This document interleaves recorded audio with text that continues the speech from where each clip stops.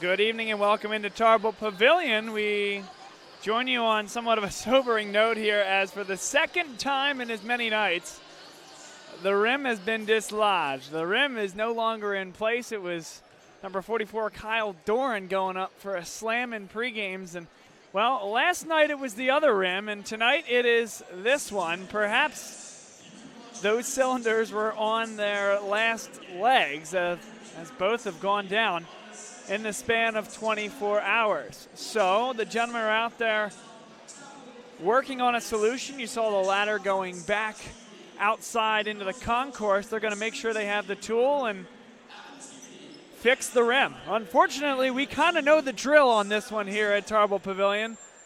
And for the time being, we're going to have a delay. This took about 20 to 25 minutes yesterday. Now, perhaps they're a little bit more prepared and can get at it a little bit more efficiently. So we can't promise that we won't be going live. But I would grab yourself a cup of coffee, maybe a bag of popcorn, because I think this tip will certainly occur a little bit later than the intended start time of 7 o'clock p.m. Man, it is never easy on the road to a championship. Of course, you hear that all the time, but I don't know if this is exactly what they meant. Bob Long here to bring you the play-by-play on GSN, and perhaps a little bit of a know-how and a how do you do for fixing a cylinder, fixing the rims here at Tarbell Pavilion. But we'll take a quick break and leave you with the images of Tarbell Pavilion, and we'll be back in a few minutes.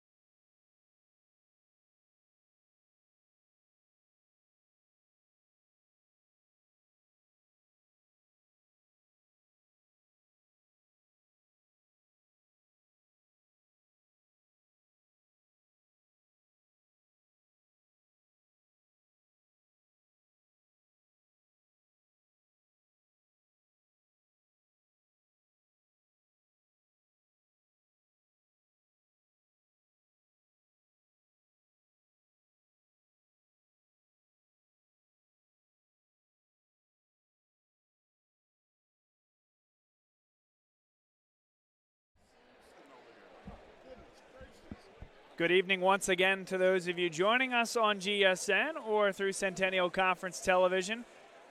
My name is Bob Long, excited to be alongside for the Centennial Conference Championship game. Now, as you notice, there is a brief delay, and the net, the rim, has come down for the second evening in a row. Not to be deterred, we will have basketball shortly here at Tarbell Pavilion as the Swarthmore Garnet take the floor. Now, for those that have that sadistic style of humor, yes, it is. Indeed, it's confirmed. It's the opposite rim that came down, so I guess there was some pretty equal wear and tear over the rim, over the years on those two rims, as now they're going to test out the durability on that rim, and, well, we'll have two fresh rims presumably for the foreseeable future here at Tarbell Pavilion. Just maybe a little bit unfortunate in terms of the time frame that each of them came down. We'll see a battle of two teams with very similar resumes. The Garnet of Swarthmore, 22-4 on the year. They went 15-3 in the regular season in league and then won the game last night, a 19-point victory against the 4-seeded Ursinus Bears. Johns Hopkins, winners of 12 consecutive games, including a 1-point win yesterday against Glenn Robinson and the Diplomats of Franklin and Marshall. A game that was decided on a turnover at half court and a lay-in in transition by Connor Delaney, the true freshman point guard for Johns Hopkins, who really has the keys to the car for this program and the keys to the car for this offense. They really do a phenomenal job of spacing the ball. I wouldn't call them especially tall. Their tallest player is Harry O'Neal, a reserve at 6'6". But Daniel Vila, he is 6'5". Kyle Doran, last year's first-team all-conference representative, he is 6'5".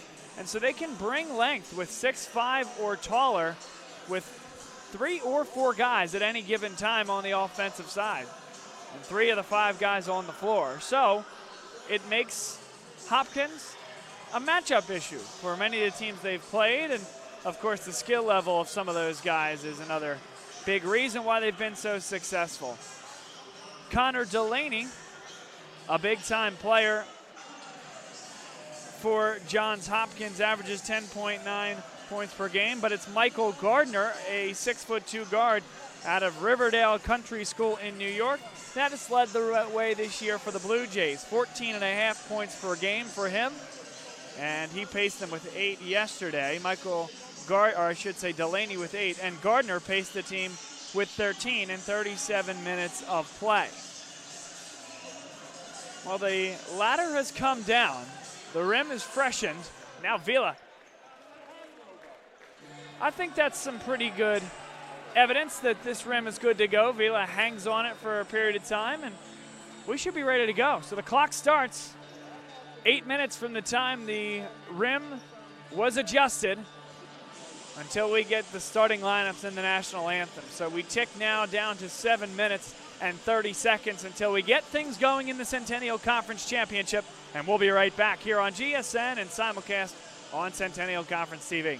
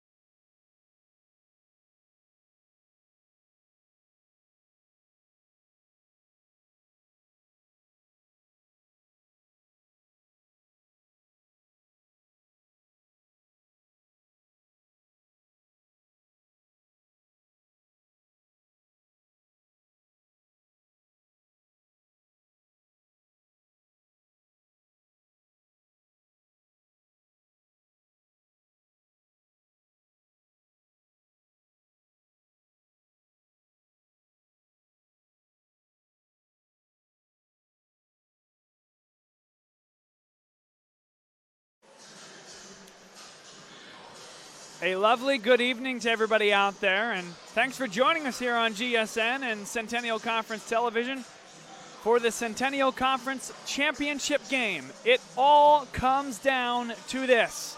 The Garnet of Swarthmore have an opportunity to capture their second consecutive Centennial Conference Championship, and Johns Hopkins looking to get back into the winner's circle for the first time since 2014.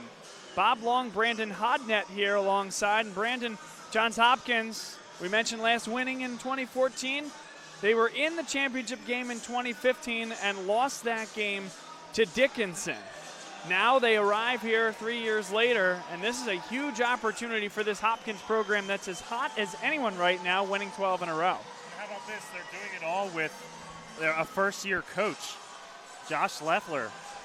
Yes, indeed, and the brother of Shane Leffler, who is on the coaching staff for the Swarthmore Garnet. And with 37 seconds to play until we'll have the starting lineups and the national anthem, we'll take this opportunity to remind you once again that many of the Swarthmore Garnet Athletics programming can be found here on GSN and on Centennial Conference Television. This, a premier event with a huge, huge crowd on hand. That quadrant right there that you see is packed to the gills. If you haven't made it in, it's a late arriving crowd here. Good luck finding a seat in that area, Brandon. Yeah, and I don't think you're going to be sitting at all if you're there. You're going to be standing the whole time. That's the rowdy section. So now we'll send it down to Jacob Brady, our public address announcer.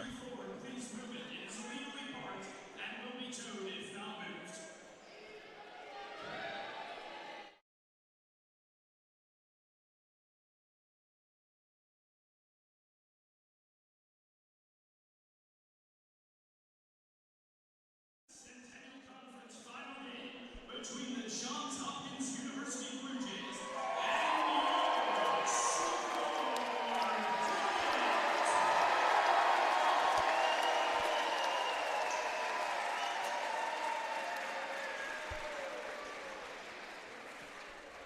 Ladies and gentlemen, at this time, we ask that you please rise and remove your caps as we honor America with the playing of our national anthem.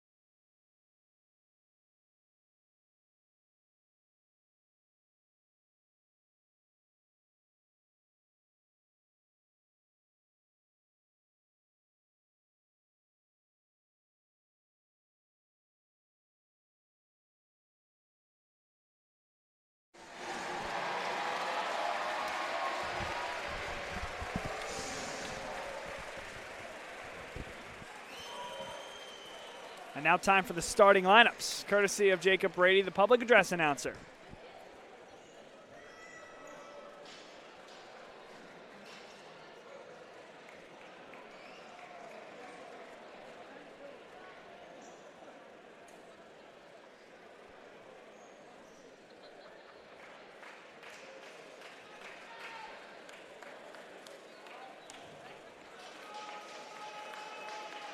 Now let's meet the starters for the second seeded Johns Hopkins University Blue Jays.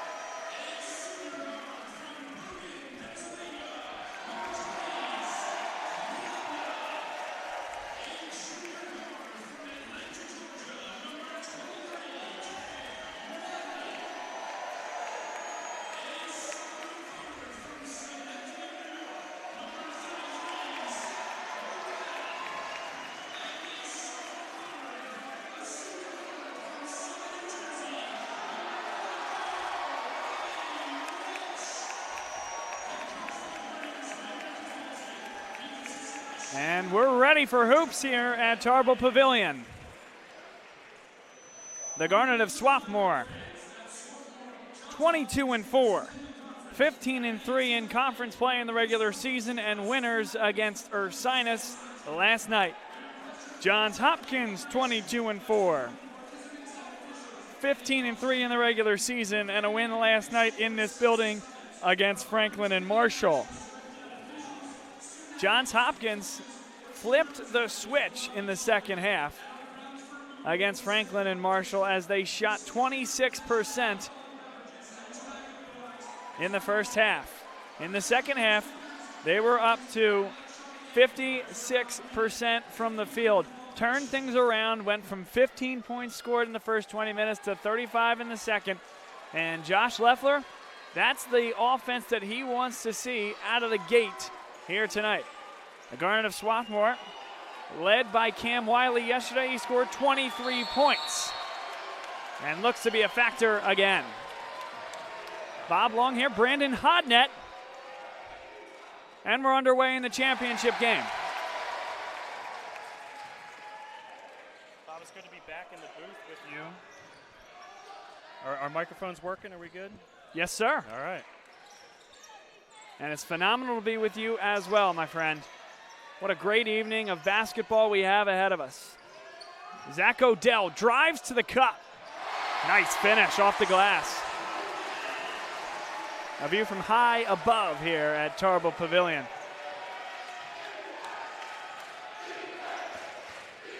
The matchups here, Brandon, are really interesting because both these teams have very good guards, but they do different things. Right now it's Joey Kern being guarded by Cam Wiley. Popping up Harry O'Neal, and he's good from the baseline.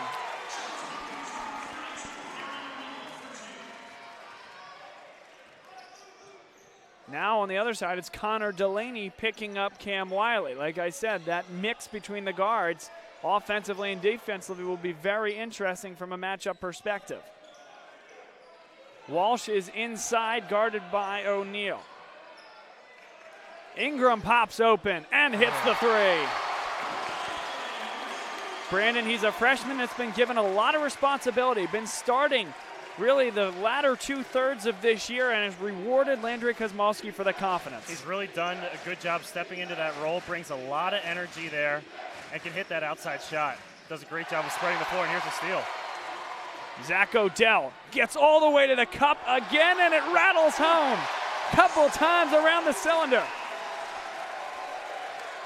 What a strong take from Zach Odell. He's got a tall, lanky frame, but he can take it to the hoop and, body up against the defender. Delaney now guarded by the longer Odell. 7-2 Garnet. O'Neal spinning inside, and Walsh is with him every step of the way. 10 to shoot for Michael Gardner.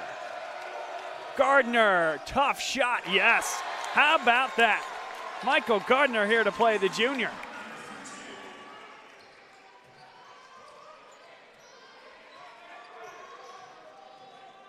And I don't know, we could have really expected a different type of start here, Brandon. Both teams going at it. You're seeing the physicality already and the precision as Walsh. That's a tough break. Makes me eat my words there, a little giveaway. Yeah. And we've seen that a couple times this year where Robbie gets stuck on an island with the ball up top. That situation commits the turnover and then the foul on top of it, too. Bad swing right there. First foul of the game. He'll come out along with Zach Yonda. Ryan Ingram will also take a seat. Nate Schaefer, Connor Harkins, Jim Lammers onto the floor.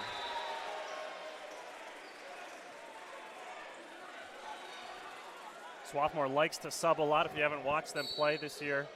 You're already going to the bench 2.5 minutes into the game, and these bench guys can really contribute. Wholesale substitutions from the Garnet. Double screen here for Gardner, and he hits it from mid-range. You can see the idea here, Brandon, from Josh Leffler. Get the ball to your playmaker Gardner in space. Pace the team with 17 points yesterday. And Gardner had a huge game against Swarthmore in Baltimore, had the game-winning shot in that double overtime game. And Nate Schaefer bodied up by Daniel Vila. It's a 1-point deficit, and a block is called as Cam Wiley was defending Connor Delaney. Tried to sell that he got an elbow up near the head. but called for the block. And now Abbas Salah will check in. Little contact. I don't know how much of that was Cam selling that. I don't think his feet were set anyway. Now Vila fakes the handoff, gets inside. Great move from Daniel Vila. And Johns Hopkins has their first lead of the game. Vila didn't have much room to work with there on the baseline, but somehow slipped past Schaefer. Connor Harkins is the second leading three-point shooter on a percentage basis in the league. He got his first touch. Now Lammers back cuts. Keeps that pivot foot. Abbas Salah tees off. And Kyle Doran, a good rebound. Vila is one of the top defensive players in the league and did a good job of sliding in there to prevent Lammers from having a clear look at the hoop. Doran likes to shoot the three. Now he gets it on the baseline, guarded by Zach Odell, one of the league's best defenders. Vila for three, in and out. And a good box from Odell. Schaefer does good work ahead of time. Lammers from the corner. The rainbow won't go on the second touch off the rim. Boy, that one almost brought some rain, Brandon. I know, that's his spot over there in the corner. Vila might have been bumped. Leffler wants the call.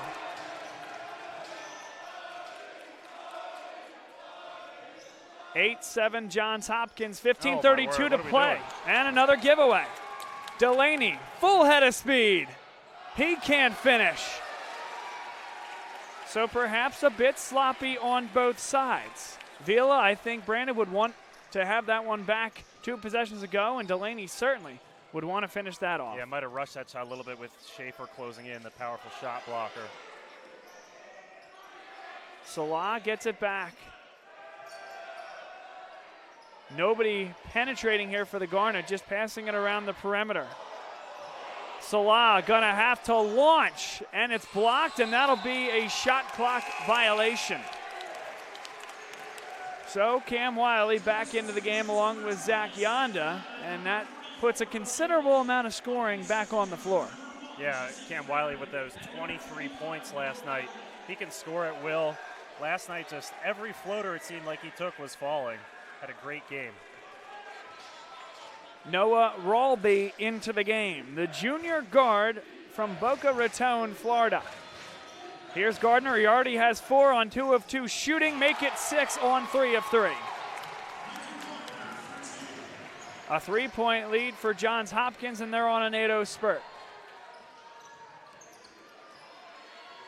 Aggressive defense here from Hopkins.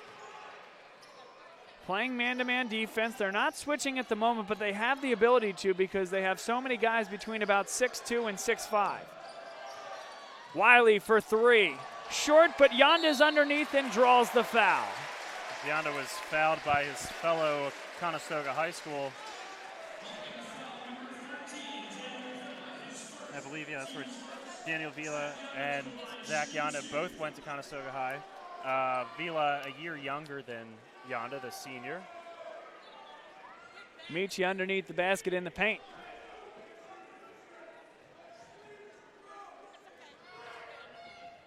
Yonda, the best foul shooter in the Centennial Conference at 89+%, misses the first.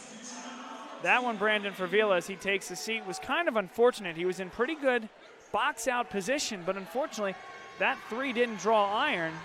So Yonda was in there, and before he knew it, he was slapping down on Yonda, and he converts 1 of 2 at the line. Yeah, Yonda was at the right place at the right time for that possession. And that's why you saw Josh Leffler after that play, essentially putting the arms out, saying, hey, calm down, it's no big deal, you did the right thing.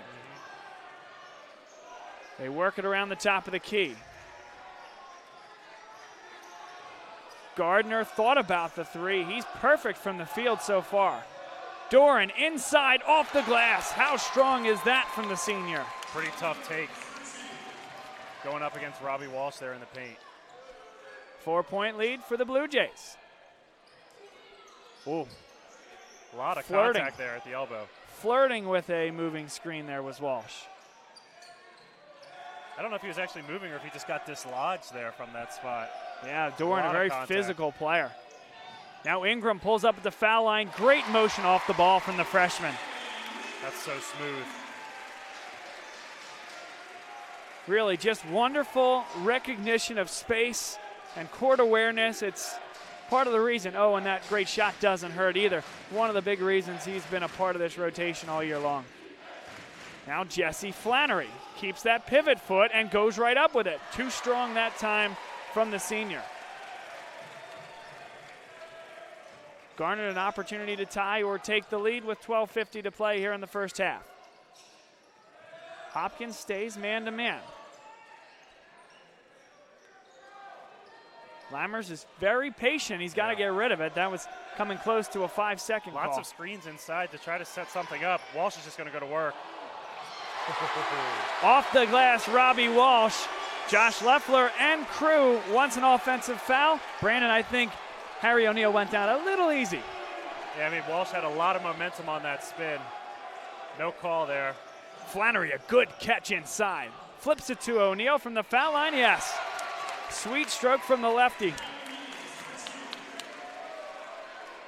And back and forth we go. Yeah, O'Neal, I think a little bit easy there, Brandon, on that replay.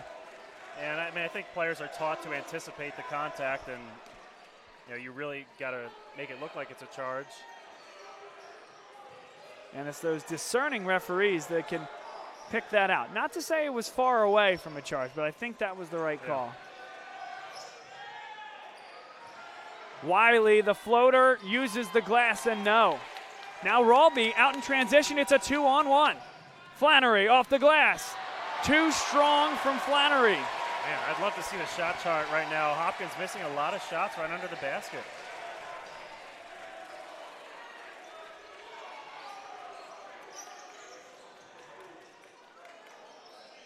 I do think Walsh is close, Brandon, to a moving screen at some point. Will he get the roll? How about that? This is a senior that's been playing for 4 years here. You think he knows these rims? Although that's a brand new one there. Both these rims replaced within the last 2 days, so. Tie game. It's been a good one so far. Great slip from Harry O'Neal. Counted and one. And a little slip screen, Brandon. As soon as Robbie Walsh disengages, he flows right to the hole and a wonderful find inside. Great execution on that. Hopkins read that perfectly. They're seeing the read on the hedge and cutting to the basket.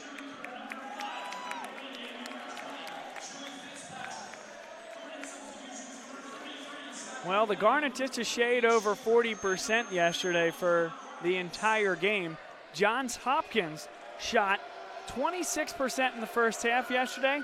Well, right now, Johns Hopkins 8 for 13 and the Garnet 6 for 11. What a difference a day makes. Yeah, it was a pretty low-scoring first half we saw yesterday here between F&M and Hopkins. In fact, with that bucket and free throw, Harry O'Neal took Johns Hopkins over the threshold in what they scored yesterday at the half. It was 25-15. Wow. Franklin and Marshall after 20 minutes of play in the semifinal. 11 to shoot. They're desperately trying to get it in to Nate Schaefer. Double team comes on him from behind, and he spins right into it, somehow off the glass. How did he get through that? Oh, baby. Wow. Nate Schaefer, the sophomore. I tell you, on both sides, whether it's running great offense or just hitting difficult shots, this has been entertaining. Jesse Flannery resets. 7 seconds on the shot clock. Vila, floater off the glass. And right now it's just Jesse Flannery running the show, running the high ball screen, and the Garnet having trouble picking up the big man after the screen.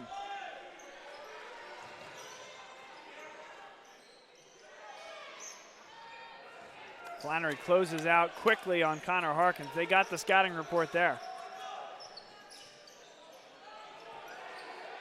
Schaefer puts the ball on the turf off his knee and out of bounds. Good defense by Vila. Reaching in just enough to disrupt it, but not to commit the foul. Look at that awesome play by Nate Schaefer in the previous possession, just fighting through two defenders, muscling his way for two. 19-16, 9:26 to play. A look at the second basket of the game from Ryan Ingram, nothing but twine there. Bob Long, Brandon Hodnett here for GSN's coverage of Swarthmore basketball. Certainly hope that you've been with us all year, but if not, welcome. And if you're a fan of Johns Hopkins or just a fan of Division III basketball as a whole, thanks for making us a small part of your Saturday evening. And well, I certainly hope you haven't been disappointed so far. Certainly not by what's been going on the floor. Yeah, 3-point game so far here in the first half. We're about a little bit over halfway through this first half. Anybody's game still.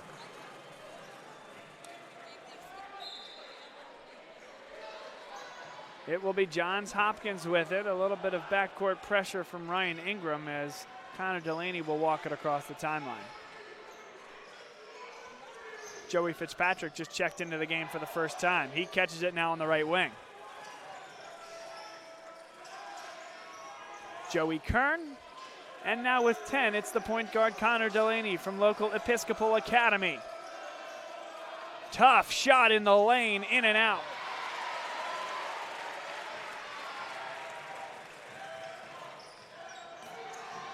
Out of bounds, last touched by Johns Hopkins.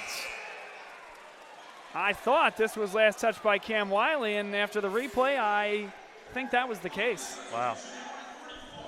Well, that can't be reviewed here in this contest, so the call on the court stands. Wouldn't, of course, at this point in the half be available even at the Division I level, but point being, whether it's a minute left in the game or whenever it is, that function not available here at D3. Schaefer traveled with it. Yep.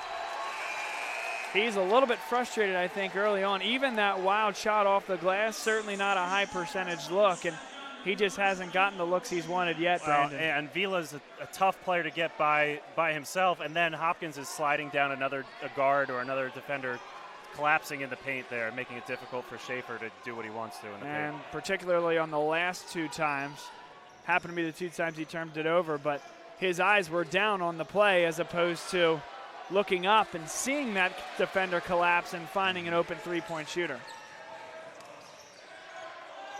I think that'll come as he continues to develop as a player, just a sophomore still. Zach Odell, he finds Schaefer.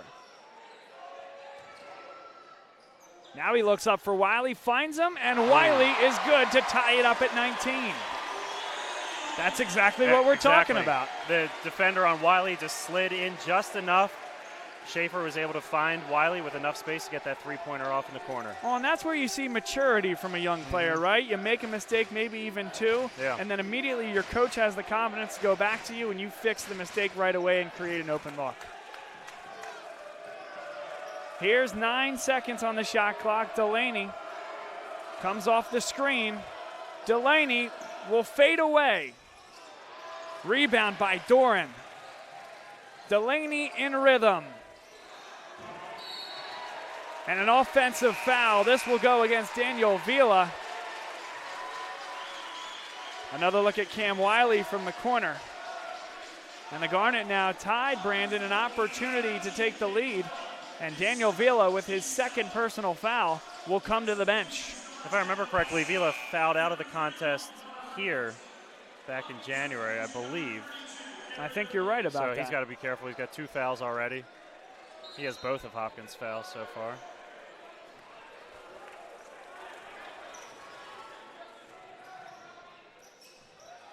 Well, a couple offensive rebounds for Hopkins so far as Abbas Salah gets everything but the finish. And then Salah gets the ball back. He's on the floor. Yanda. Ooh. Yanda got undercut a little bit there. No foul called. Almost wiped out on the landing. An impressive finish and great hustle from Abbas Salah. He's a true freshman point guard. He'll take over for Cam Wiley when he sits on the bench. Now Gardner short from distance. That's off a Swarthmore foot, I think. I think this may be overturned. It'll be Garnet basketball. Oh, this is the Yanda play. Look at the little contact underneath, not giving the space to land. You're right. I think that should have been called. Yond also does a good job of selling that from time to time. And I think now on the other side, the Garnet beneficiaries of that call as they have the basketball, and Connor Harkins is fouled in the act of shooting. Foul goes against number 2, Joey Kern, as he put the right arm on that elbow as Harkins was following through.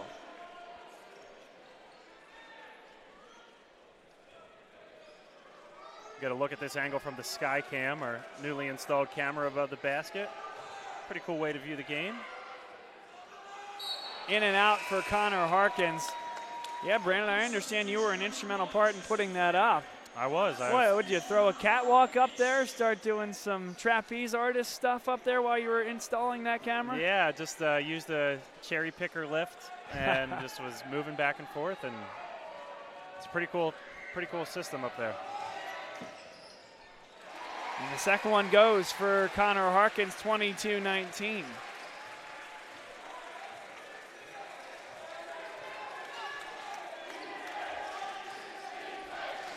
Garnet lead by 3. They fell behind as many as 4. Rolby on the drive, thought he might have slid his feet. Now an open 3 for Joey Kern, well long. Abbas Salah, they don't have numbers, and it's picked away from him. And he nearly gets it right back. I love the active hands from Salah after committing the turnover on the one end, tries to win it right back on this end. Doran hands off for Gardner. Their best offensive threat is blocked by Nate Schaefer. Swarthmore decided to switch on that screen, and that left Schaefer, the much smaller Hopkins player, able to reject that shot. Salah has Lammers, who gets to the hoop, and the foul will be on the floor. 3 Garnet at the scorer's table, Ingram, Wiley, and Odell. And here's another look at Nate Schaefer, just recovering on the play and staying close enough to get his arm on it. He's got a very good wingspan at 6'6", and he has a physicality about him as well. A really good big, a really good physique for a big. And he can just jump out of the gym, too.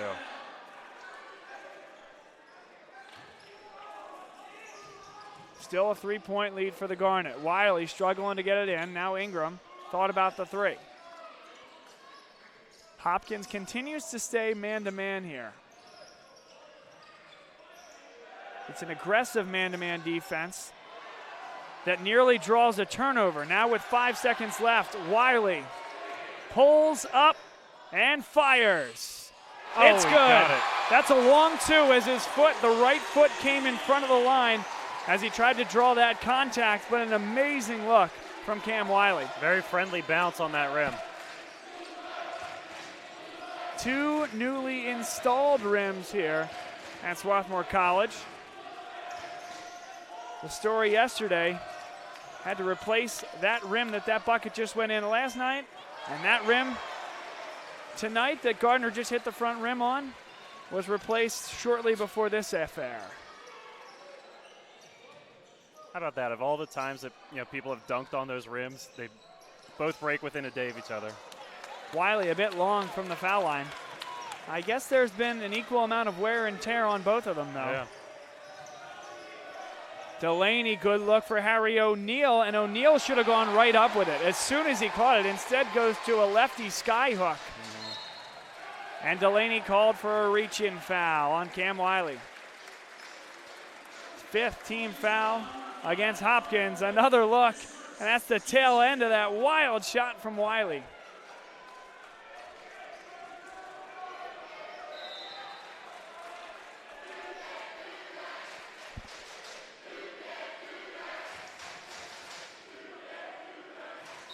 .26 seconds on the shot clock. This year in college basketball, if there's a foul that comes in between 30 and 20, the shot clock stays as is. Harkins pops open and hits the 3. Yeah. He's got such a good stroke. The freshman shooting 45% from distance, a repeatable stroke. O'Neal. O'Neal across the lane, good finish. St. John's Preparatory School in Lexington, Mass. is where Harry O'Neill, the sophomore, hails from and has a big role in this game so far. Very skilled as a big man. Ryan Ingram short on that three. Maybe an opportunity as Schaefer is slow to get up. Odd man rush. Delaney counted and one. What a move from the freshman. You can tell me numbers all you want, he says. I'm taking this myself. Did a really good job of, with that little double clutch move there to protect the ball and get the finish. Delaney comes in a 68% free throw shooter on the year.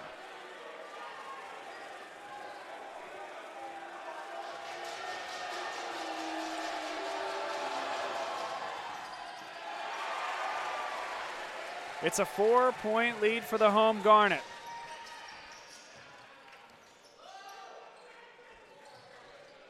Under 3 minutes now to play in a scintillating first half here at Tarbell Pavilion.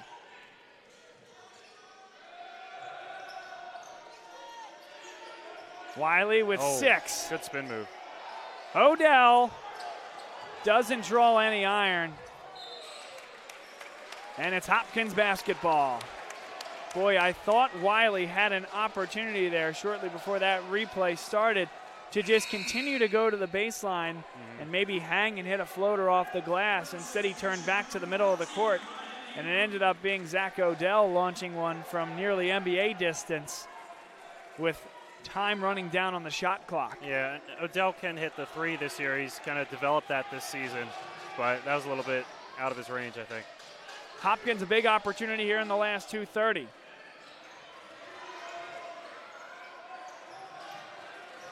Harry O'Neill gets it inside. O'Neill spins, and I thought could have gone right up with it. Now Delaney stutter step inside for O'Neill off the glass, and a travel first. Wow. Schaefer was close there to breaking the plane of verticality. What the call was, yeah. And I don't think anybody could have argued with it, but they say O'Neill shuffled the feet first. O'Neill's going to head to the bench now. Looks like Joey Fitzpatrick's in to replace him.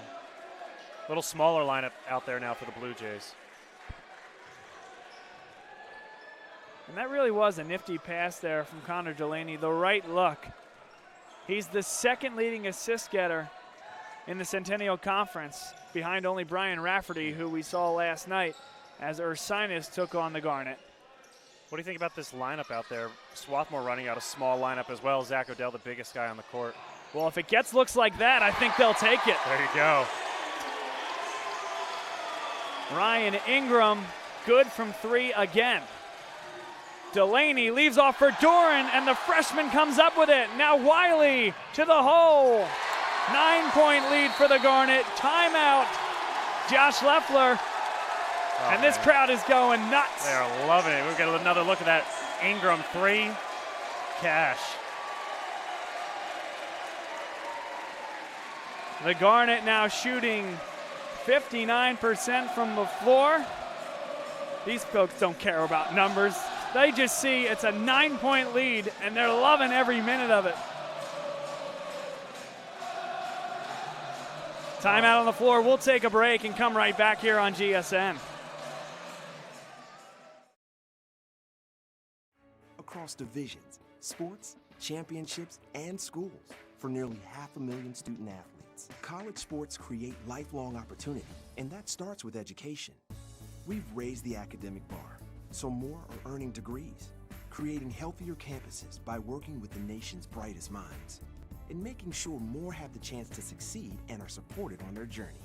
But beyond the numbers, it's about opportunity, and we're working to provide it for every student athlete. Ryan Ingram continues to have a breakout freshman campaign at the tail end of his three-point bucket.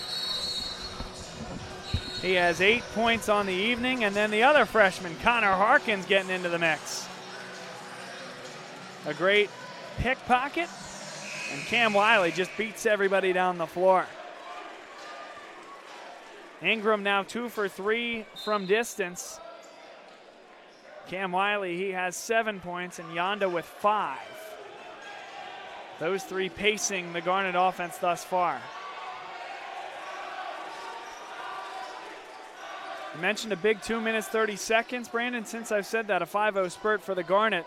Now an equally big minute 15 for Johns Hopkins if they can crawl back into it.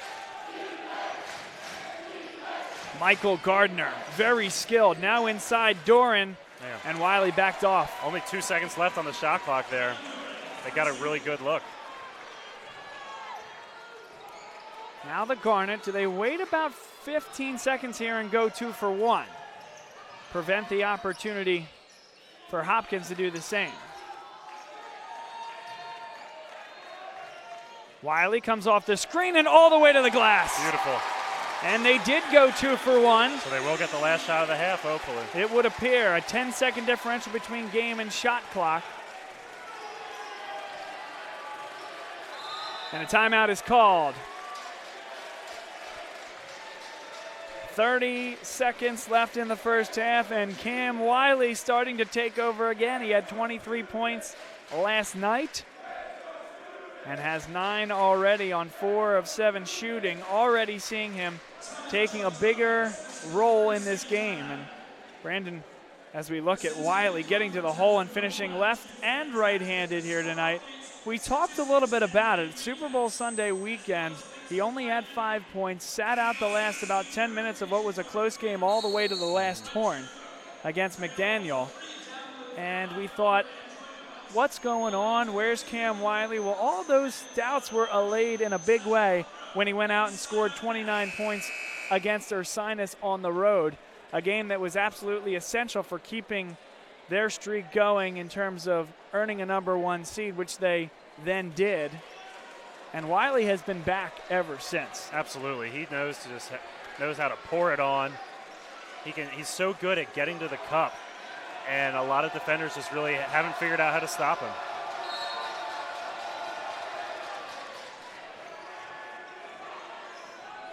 A little more than 10-second differential between game and shot clock. Kern all the way to the hoop. Oh, I thought that might have touched his knee last. My apologies, Jesse Flannery going to the hoop, number 1 there. Let's get another look at that replay if we can.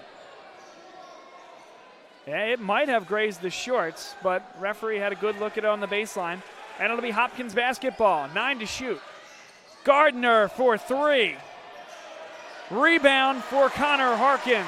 All right, shot clock's unplugged now. What shot do you think they'll go for? Don't know what shot, but I think I know who might take it. And I think he's got the ball right now. Wiley to the hoop. It went off his knee, and I think that call might have been missed as well.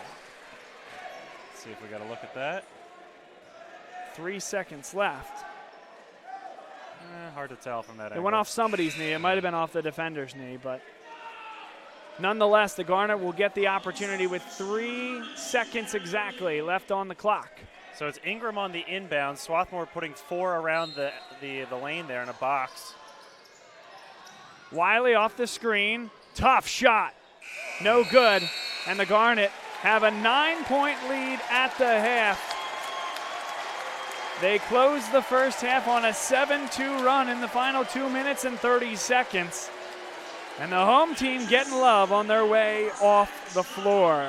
That's so huge for this team. I feel like there's been so many games this year where they've gone into the halftime in a hole, or they've just clawed their way out to tie the game at halftime. But sitting pretty right now with a 9-point lead. For Johns Hopkins, Harry O'Neal pacing the team, averaging 7.2 points per game. Already has 9 points on 4 of 5 shooting, and I think they've realized that against this Garnet team, you can go punch for punch with the guards. That's going to be tough to do with Ryan Ingram, with Cam Wiley. But inside, they found a way home with Harry O'Neal. On the Garnet side, Cam Wiley, your leading scorer, 4 of 8 shooting, 9 points. And Ryan Ingram having a great game out of the backcourt as well with 8 points. Zach Odell with 4, Zach Yonda has 5, Walsh with 2, Schaefer with 2, and Connor Harkins 1 for 1 from the floor, hit that 3-point basket, and then 1 of 2 from the line. He has 4 points. So the Garnet still over 50% at 58% from the field, and Johns Hopkins slid from an early 6 for 11 or 8 for 13 is actually how they started off. Now they're 12 for 28, so that's 4 for the last 15. Now they're going to have to figure things out in the locker room, and we got a great game coming the rest of the way here on GSN. Hang on for just a couple minutes because we're going to have Steve Ulrich up here in the booth discussing this and so much more here on GSN and simulcast on Centennial Conference TV.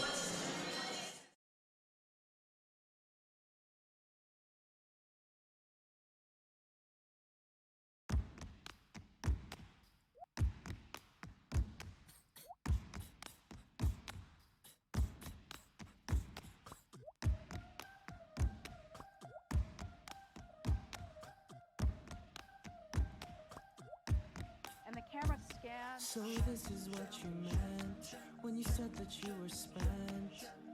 And now it's time to build from the bottom of the pit right to the top. Don't hold back. Packing my bags and giving the academy a rain check. I don't ever wanna let you down. I don't ever wanna leave this town. After all, the city never sleeps at night. Time to begin, isn't it? I get a little bit bigger, but then I'll admit I'm just the same as I was. Now don't you understand that I'm never changing who I am?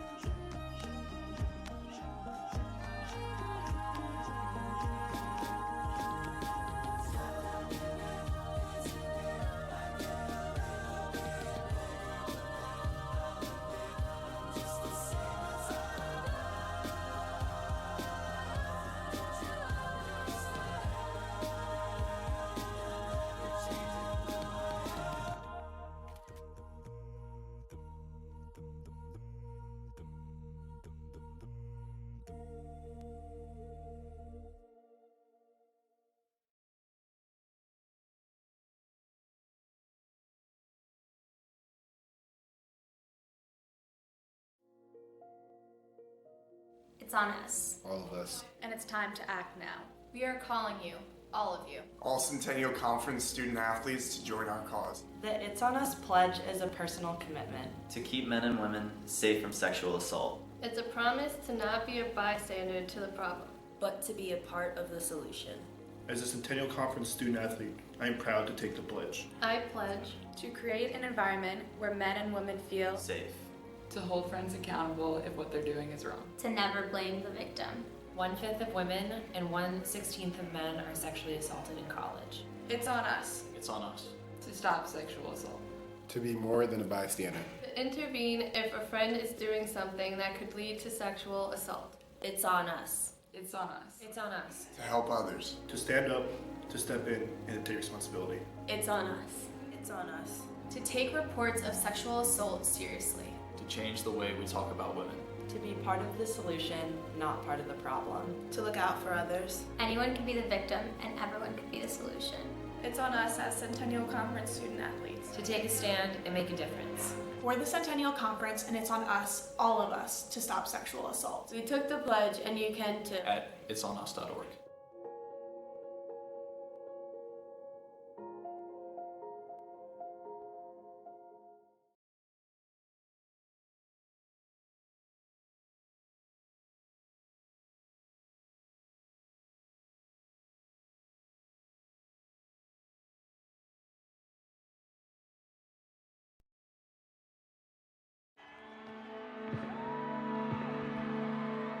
Great moments are born from great. It goes back to our origins as an institution committed to serving the common good. We come together to work because we believe it can have an impact on the world beyond the campus. People aren't just one thing. They're not just students. They're not just athletes. They're not just activists. Everyone has something that they're passionate about, something that distinguishes them. SWAT calls you out on your opinions and your beliefs. People are okay with saying, no, I disagree with you and I want to have a productive conversation with you. People are really invested in learning for the pure joy of it. People just have a social conscious sense to impact the world and try and make it a better place. Your academic life and your social life overlap completely. It's the people that make the place for me. And I get a huge sense of joy from those conversations that last way longer than you think. And the conversation just changes your entire perspective on something. Swordplay has changed me in ways that I haven't even begun to contemplate yet. No matter what I end up doing, I have a commitment to social justice and social change. My ultimate goal is to use Well, my welcome knowledge back, in your everybody. role to What a actually great first try and- half that was. Garnett 34 and Johns Hopkins 25. Steve Ulrich, our guest once again in the booth. And I hope you're not getting tired of this. It's great to have you on and great to get your perspective. It's a wonderful atmosphere tonight, Bob. To see the Swarthmore student section packed, the Hopkins track and field team is participating in the conference championships up at Ursinus this weekend. So they took one of their buses loaded up with track athletes, brought it down here for the game. So it's just a great atmosphere and some great basketball too.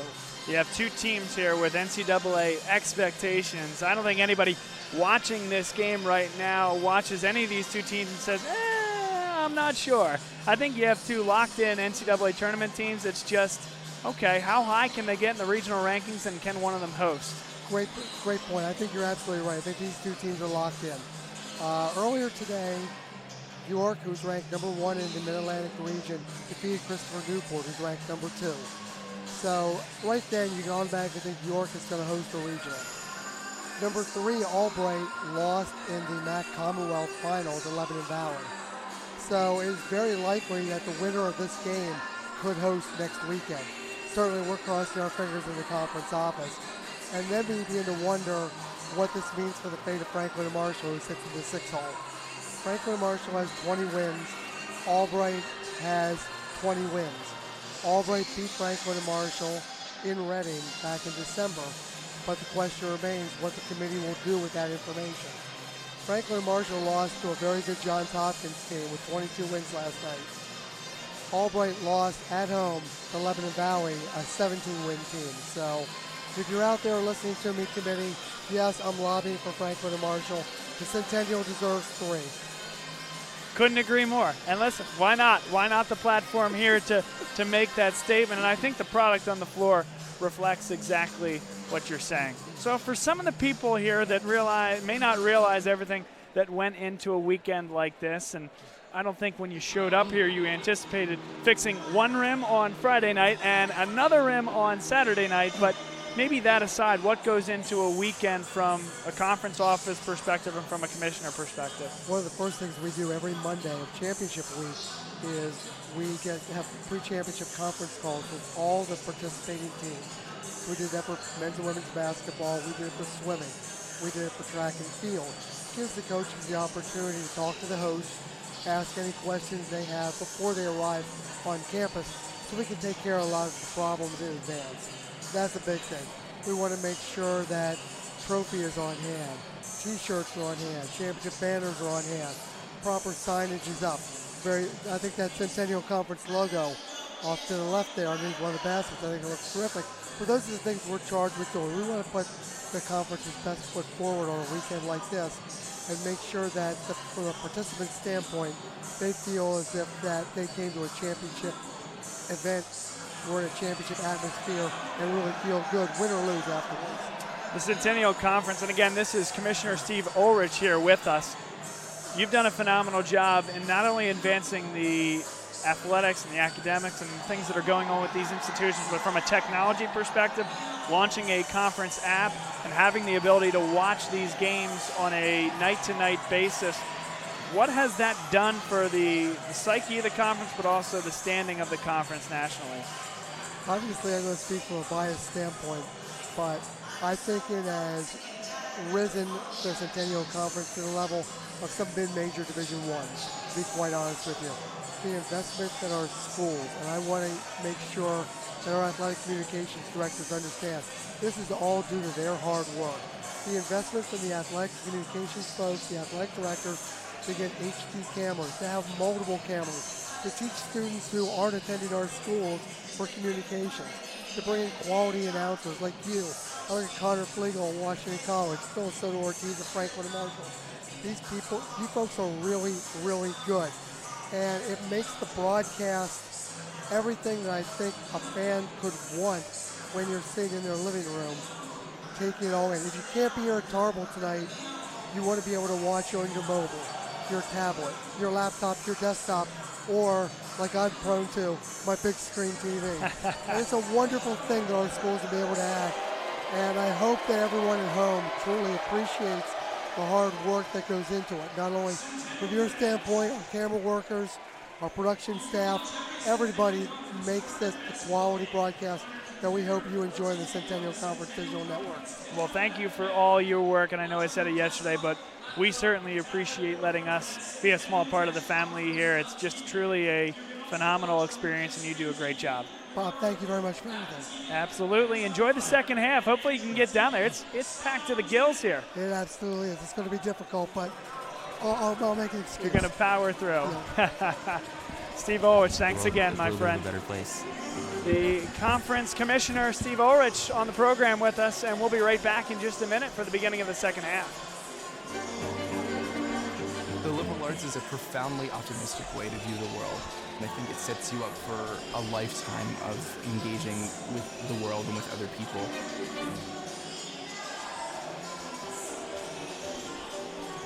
Whether they are humanists or scientists or social scientists, Swarthmore students believe in bringing the full power of their intellect and the passion of their spirit to contribute to the larger society.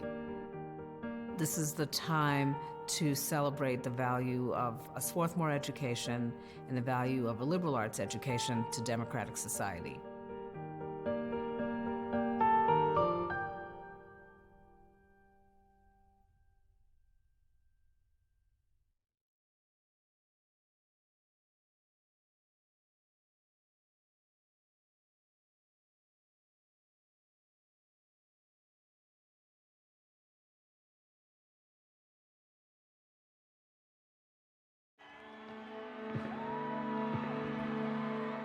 Great moments are born from great opportunity.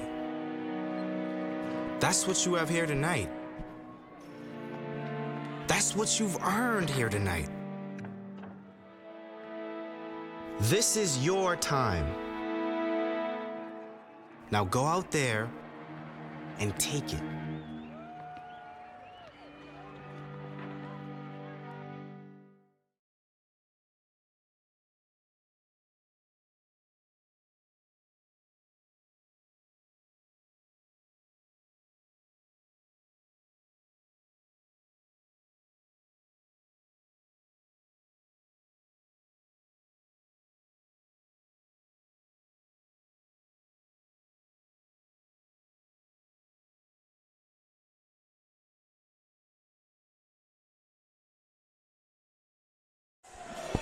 Thank you once again to Commissioner Steve Ulrich, the commissioner of the Centennial Conference, for spending some time for us. And of course, Brandon, lobbying a little bit for the three teams in the Centennial Conference, the loser of this one, and then of course Franklin and Marshall for an at-large bid opportunity. I think all three deserve it. I really do.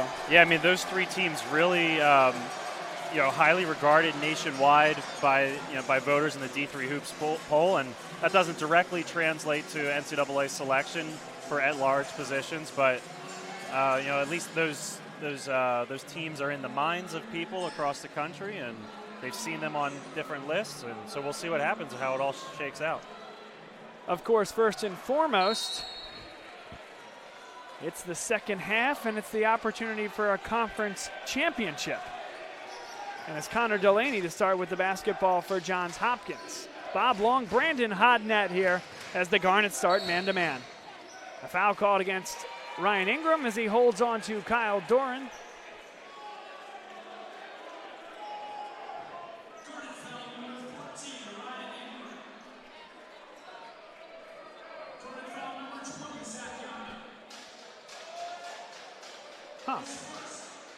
Huh. That should be on Ryan Ingram, not on Zach Yonda.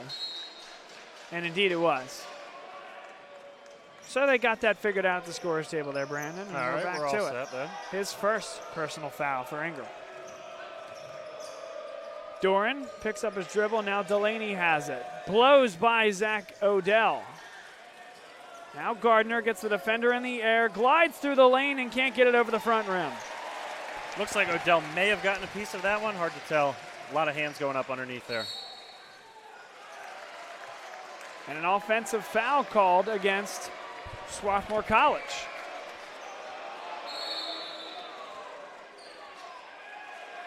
Oh, and it actually will go against Johns Hopkins.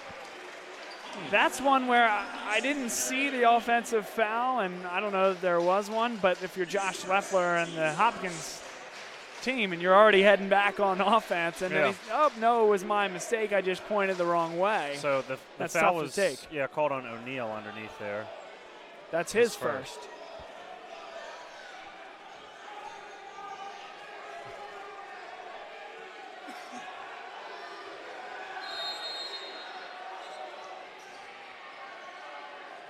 Wiley gets it into Ingram. Fumbled with it on the baseline. That's what prevented the travel, as some of the Hopkins fans wanted, but he never had control of that ball. 16 to shoot for Zach Odell, top of the key. Walsh, good catch there. Now spins baseline. Wild shot. Almost went down, but Yonda came up with it. Huge offensive board. I don't know how he got that ball to Zach Odell. He was double teamed and falling, but Yonda made the great pass.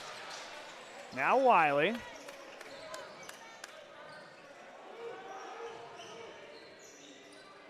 And they'll reset with 11 on the shot clock.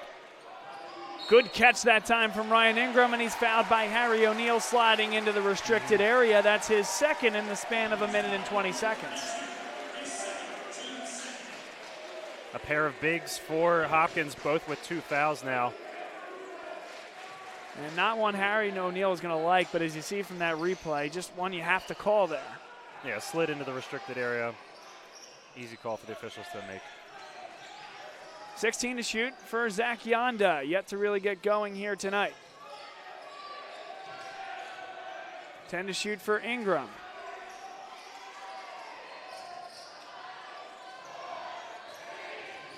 Pulling up is Ingram, and it didn't hit the rim. Shot clock violation against the Garnet, and we have yet to have ourselves a point here in the second half.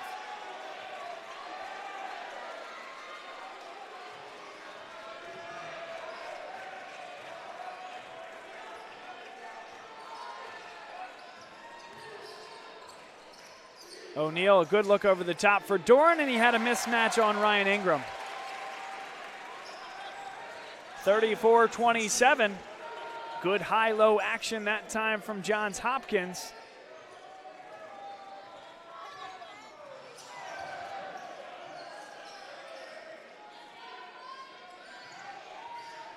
Connor Delaney guards Cam Wiley. He says, get that hand off me. Walsh spins baseline off the glass and good. He can finish with either hand, Brandon. It makes him so dangerous. And do you notice how big those steps were that Robbie Walsh took? Like, he covers a lot of ground backing up towards the basket. Delaney for three as Ingram went underneath the screen. Good answer from Hopkins on the other end. Really impressed by this freshman. Wiley to the glass, it won't go. Hung on the front rim, and it'll be 2 shots at the line for the reigning Centennial Conference Player of the Year. Walsh sealed off the lane there. We get another look at that lob inside and the finish on the other end. Really, that's picture perfect there, Brandon, and here's on the other side. Walsh going to work. Puts himself in the perfect position to finish that shot. Back to that Doran play, Brandon. It was on the right wing, and then flashing Harry O'Neal up to the center really changes that center of balance with how Ingram is trying to guard Doran. So switching the ball and then immediately going over the top. It's great 3-man basketball, great high-low action. Absolutely. Wiley with a rare miss on this end.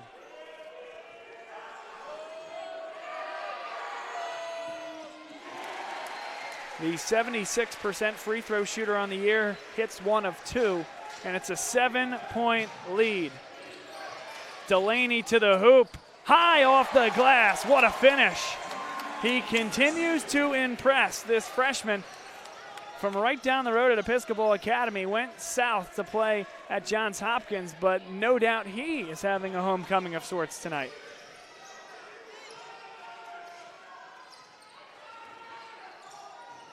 Ingram had trouble handling it and throws it away.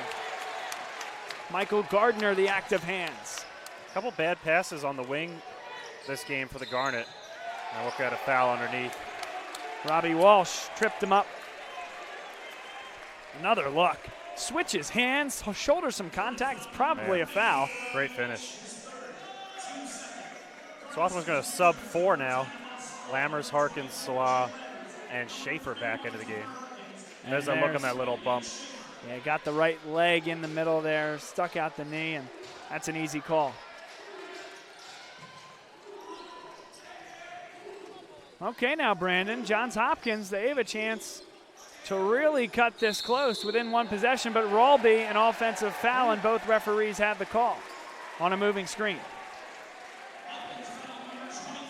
Yeah, he just ran right into that one. Easy call. We mentioned yesterday it's a point of emphasis across college basketball. Yeah. It started last year where they said, listen, it's always been a rule. We're just going to enforce it more. Mm-hmm. You have to be set until that ball handler disengages. Schaefer to the glass. You know, he likes to go right, Brandon, but sometimes he'll fake with that jab left, and that gets him just enough space. Yeah.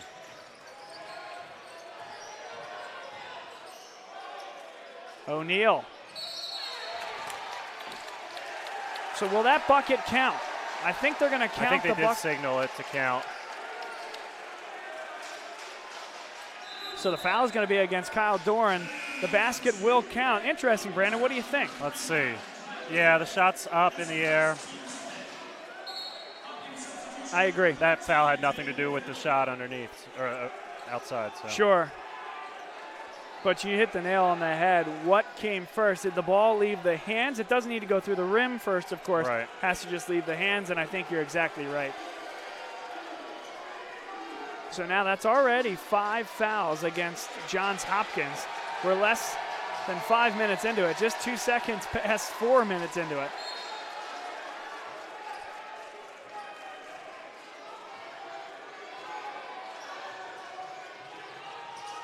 Here's Abbas Salah. And off the knee of Connor Harkins, back to Johns Hopkins. The Blue Jays get the stop they need.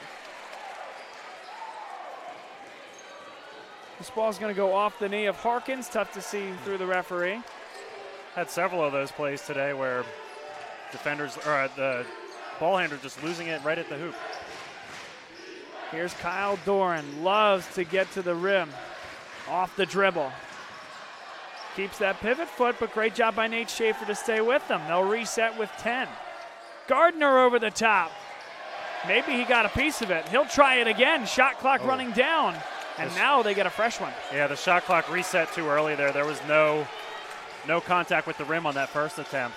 Oh, wow. Okay, yeah. I didn't see. I just assumed that they had not reset it.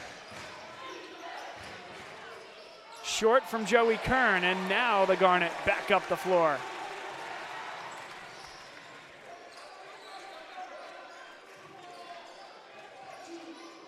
Wiley. Patience here from the Garnet. Schaefer has it inside, catches it pretty deep, did a lot of work ahead of time, but shuffled the feet. Timeout on the floor as Schaefer shuffled and is called for the travel. Unfortunate because he did a lot of good work ahead of time and really had posted up Villa well. 30-second timeout on the floor. We'll take this opportunity to remind you with 14:40 to play here in the second half that this game and all Garnet athletics are brought to you on the Garnet Sports Network, GSN. And this matchup simulcast on Centennial Conference TV, so you can access this through the conference website, centennial.org.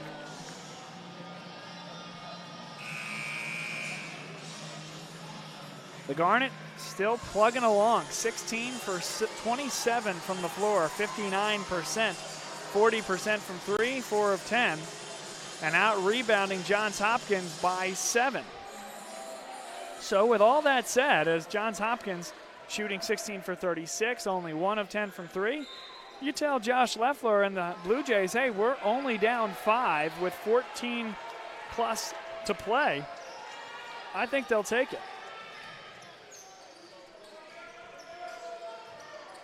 Doran.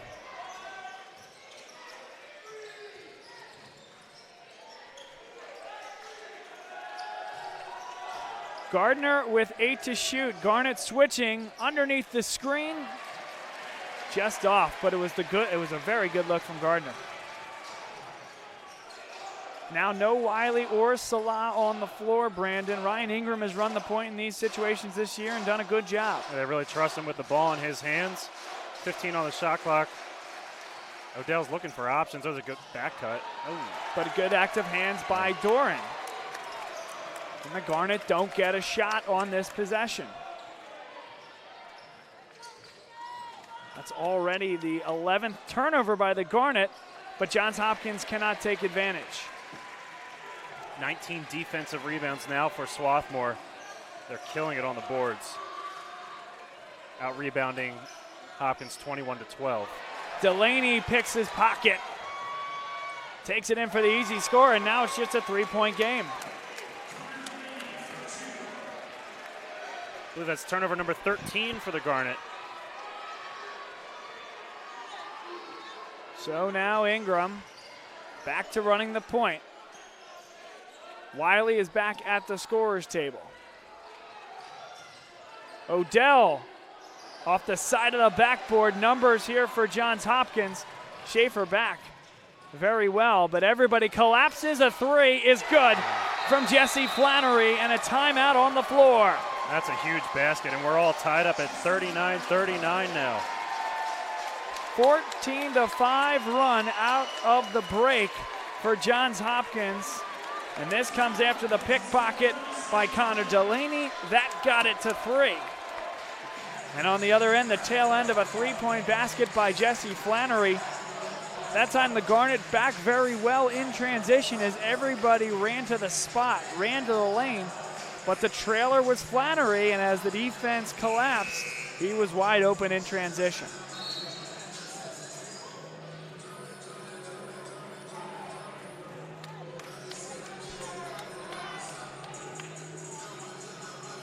The Garnet have their largest lead of the game at 36-27. And a 12-3 run from that time forward for Johns Hopkins. We're all square at 39. Let's see if Swarthmore can get out of the funk here.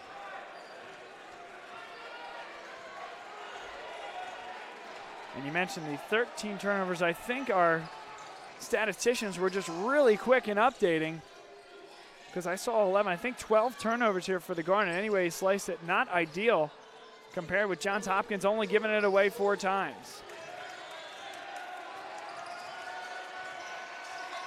Wiley all the way to the hoop. Finger roll won't go. That's a Patrick Ewing type finger roll. One that just hit off that back iron. Now an opportunity to take a lead. Vila spins, tough shot, it goes! Hopkins leads again.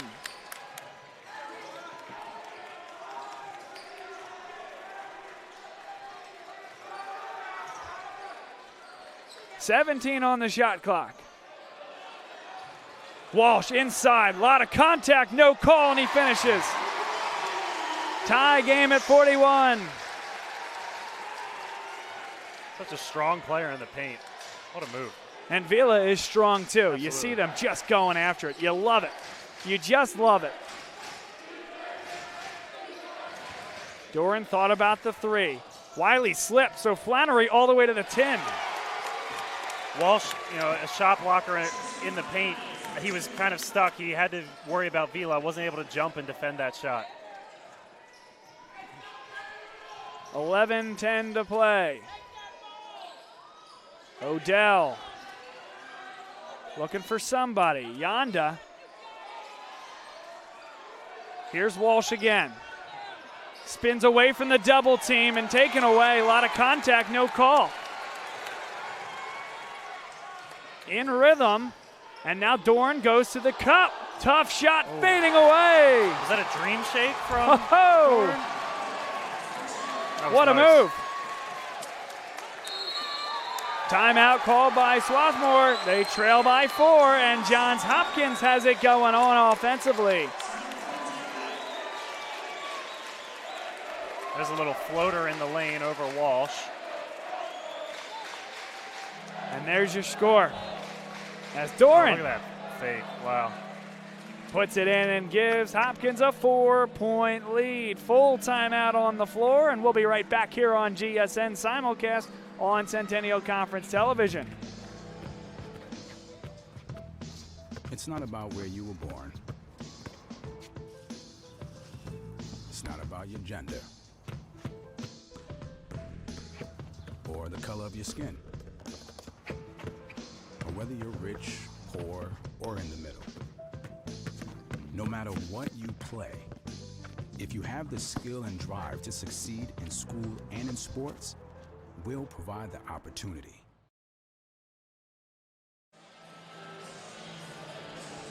.10:36 to play. Bob Long, Brandon Hodnett here from Swarthmore College. What a game we have. Centennial Conference Championship game. And the Garnet led by 9 points at the half, outscored by 13 since that point. It's been almost all Hopkins here in the second stanza.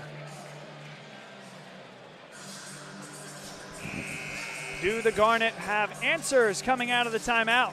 Sixth-year man Landry Kosmalski has taken this program from the bottom to the top. It's been very well documented across Centennial Conference and Division III circles. This now the second consecutive hosting opportunity for the Garnet.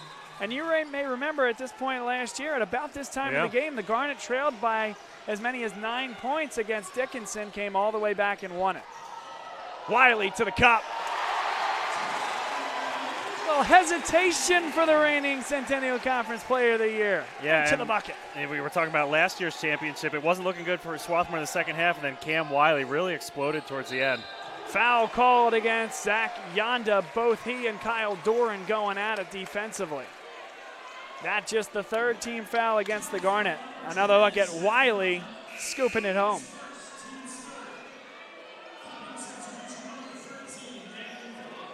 Wiley's acceleration is just so quick. He's able to just zip right past the defenders with that extra step. Now Wiley not guarding the ball. Gardner off the double screen. Another three for Michael Gardner, and it's a 5-point lead. Now the Garnet have to stay in their offensive set and not rush things.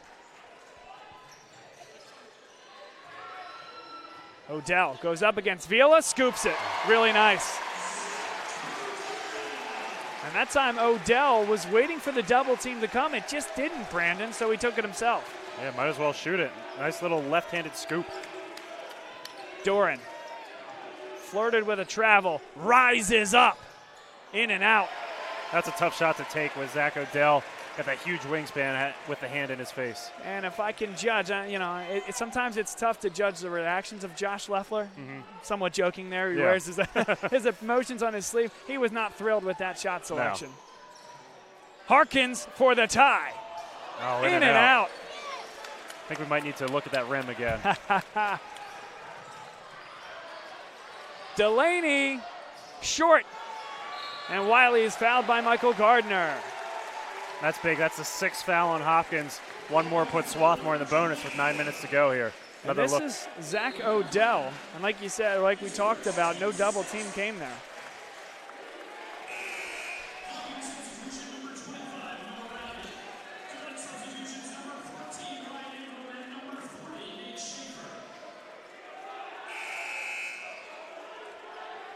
So take yourself inside the minds of the Garnet coaching staff, Brandon. What's your thought here? 9:03 to play, down 3. Just keep doing what you're doing, attacking in the paint. They've been consistently doing that the last few possessions. You got Schaefer in there now. Let's see what he can do against Vila. Schaefer given a lot of room. Wiley guarded by Rawlby. And Vila got a hand on it and creates the steal.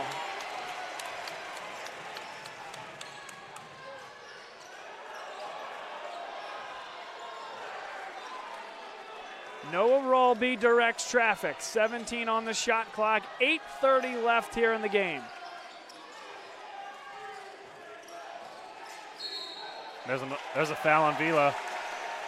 Moving screen there. Yeah, looked like he was just trying to get out of the way, but he's called for the moving screen. And that's foul number 7. But it was an offensive foul, so we won't be shooting a free throw here.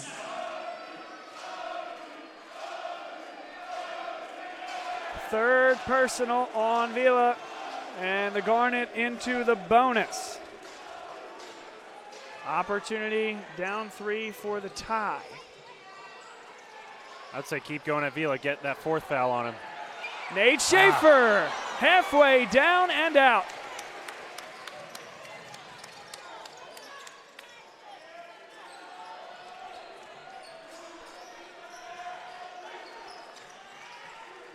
Here, Vila catches it at the elbow. Rawlby off the screen. And Schaefer gets a hand on it. He'll keep it in bounds. Great hustle to keep that alive. I thought that was going to go out of bounds. Behind his back, Wiley. Oh, man. How does he do it? Down to 1. Timeout called by Hopkins. We got ourselves a ball game here at Tarbell. How, Bob? How does he do it? I want answers. You're asking the wrong guy. I played until I was in 8th grade. I got nothing for you. Oh, my goodness, Cam Wiley. Hopefully we get another look at that one. And take a bow. Full timeout on the floor. This crowd loving it, and a lot more coming here on GSM.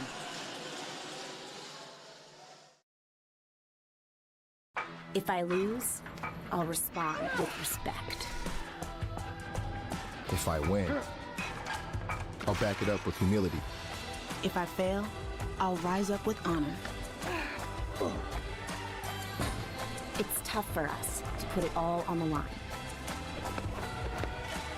Don't undo my hard work with poor sportsmanship. Respect. It's the name of the game. This is Centennial Conference Basketball live on GSN and simulcast on Centennial Conference TV. Bob Long, Brandon Hodnett as we take a live look inside the Garnet huddle. And do they have answers? They've worked their way back. They've gotten a lot of good looks, and that was the tail end of Cam Wiley. His absolutely scintillating drive to the hole. But they are getting good looks. I think back to the Schaefer one 2 possessions ago. And right now it's Johns Hopkins' turn. Can they create those high percentage looks inside? Michael Gardner, no, but Doran will chase it down. It's a big offensive rebound there from the Blue Jays. Now they recover due to the Garnet defense. Doran looking to set a high ball screen. He spurns it, and Delaney hits it. 3-point lead once again for Johns Hopkins. Cam Wiley out of the game. I can't imagine that will be for long. Got to get a high percentage look.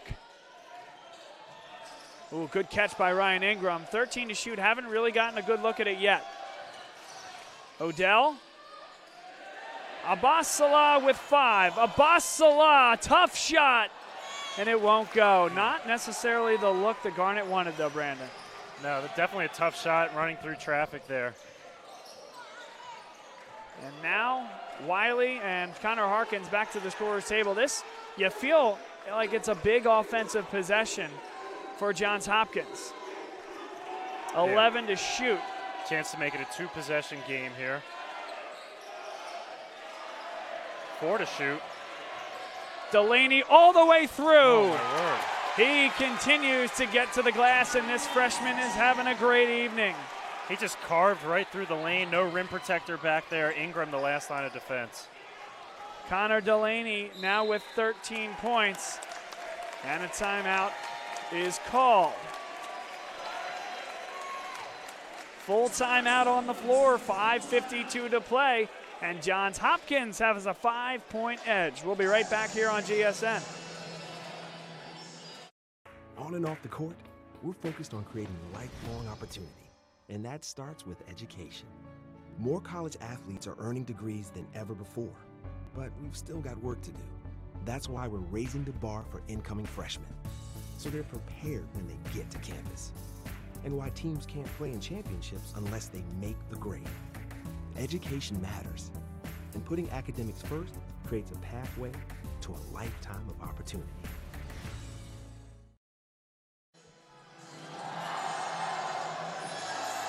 Back here inside Tarbell Pavilion, Johns Hopkins winners of 12 straight basketball games, and in some ways this game reminiscent of the game yesterday against Franklin and Marshall, Brandon, as they found themselves down 10 points at the half, continued to fight, significantly upped their field goal percentage in the second half, and eventually took the lead.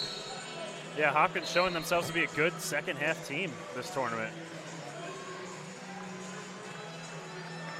And impressive in the way that they space the floor. We really have seen a good balance of scoring from them. Connor Delaney with 13 points, Harry O'Neal with 10. Haven't seen a lot of him in the second half. Gardner with 9, and Kyle Doran has 8. An important thing to watch the rest of the way is the foul situation. Swarthmore is in the bonus. However, yesterday they only shot 42% from the free throw line. Schaefer bodies up off the glass and good. And he can get that shot all night until Josh Leffler changes the defense and commits a second guy inside. And if they do that, hopefully that'll open up somebody in the corner for a 3. Doran catches. Now they go over the top for Kyle Doran. Oh, Vila might have traveled. Goes right up with it and can't hit it. Yeah, I don't think Vila was expecting to not have a defender on him right away there. Wiley, I think it went off his knee. And it stays with the Garnet. Leffler has the same argument. I don't think any of the referees had the look that we did, though. Let's take another look here as Wiley goes up, and that's 100% off Wiley. I think we've disagreed with the officials on almost every one of those calls tonight, and that one's definitely wrong. Hate to do that because Centennial Conference officials, they do a great job, and you know we're certainly aided by maybe a different vantage point and certainly replay. Garnet, though, have an opportunity to tie. Ingram thought about letting it go. 10 seconds on the shot clock. They go inside to Schaefer. A lot of work ahead of time. Oh, good pump fake. Yonda off the glass, too strong. Rebound, poked away, and Flannery will, or I should say Kern. My apologies. Kern comes down with it.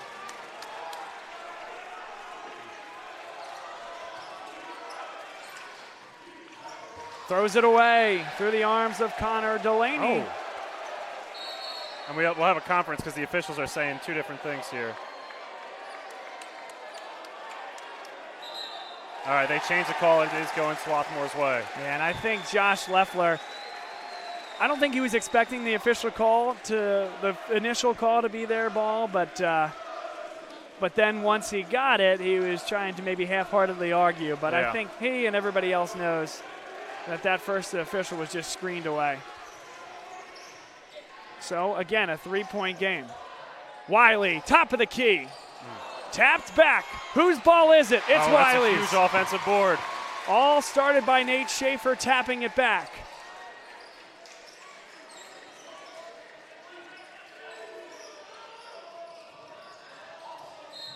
Wiley fouled by Daniel Vila. That is his 4th personal. Man, he's not happy about picking up number 4. 8th team foul here. And I can understand why he's a little frustrated. Wiley lost control of that ball, I think, before the contact came. Yeah. But Wiley has an opportunity to go to the line and shoot 1 and 1.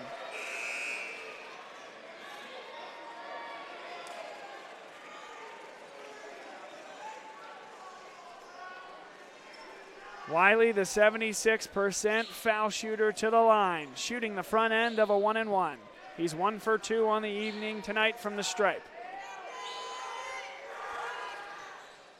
Long rebound for Robbie Walsh, and then it's taken away from him.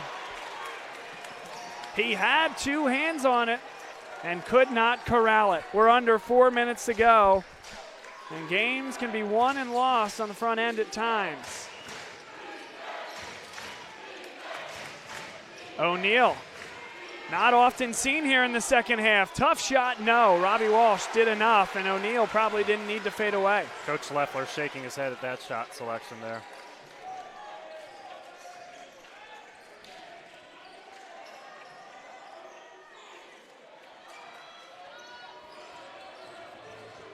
Odell gets himself inside and stepped on the end line.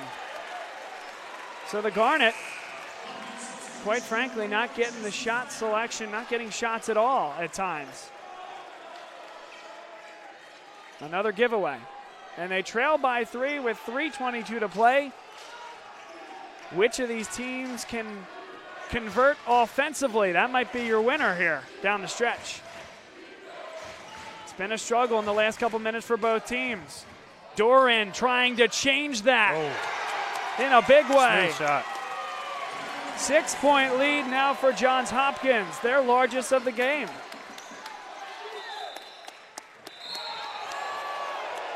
Little extracurricular activity after the whistle there. No problem, both teams go back to their bench. And with 2:56 to play, these two teams will have a full timeout to talk about it. Hopkins, their largest cushion of the night, trying to come into a hostile environment and take home a championship. It all comes your way next on GSN. Across divisions, sports, championships, and schools for nearly 500,000 student athletes. College sports create lifelong opportunity, and that starts with education. We've raised the academic bar, so more are earning degrees, creating healthier campuses by working with the nation's brightest minds, and making sure more have the chance to succeed and are supported on their journey. But beyond the numbers, it's about opportunity, and we're working to provide it for every student athlete.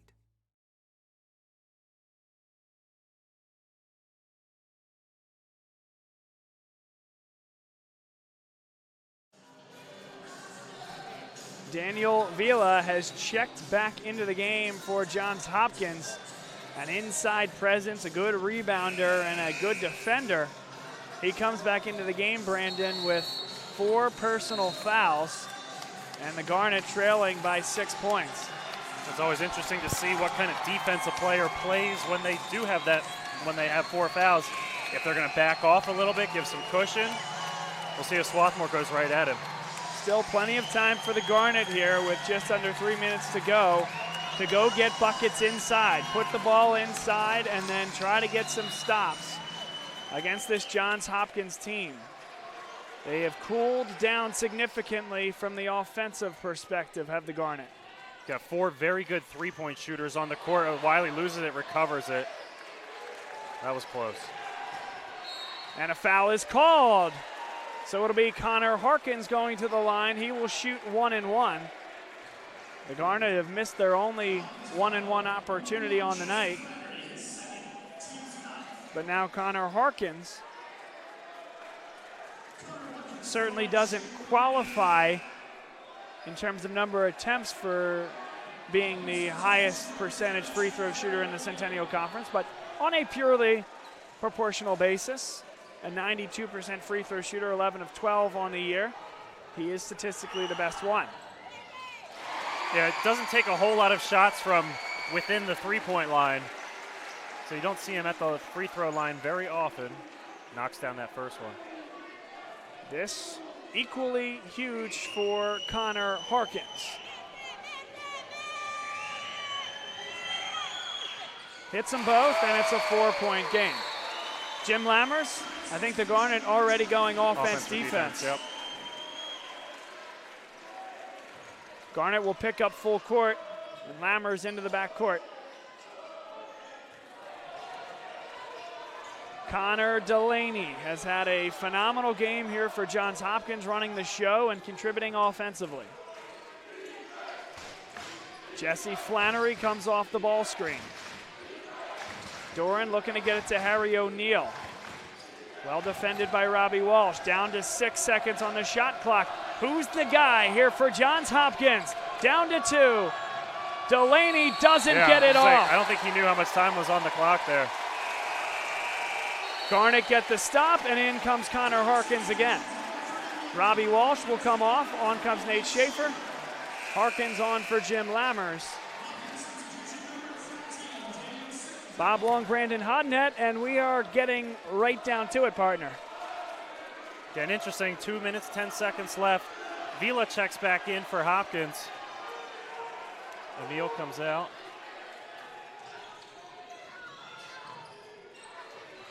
Harkins thought about that 3.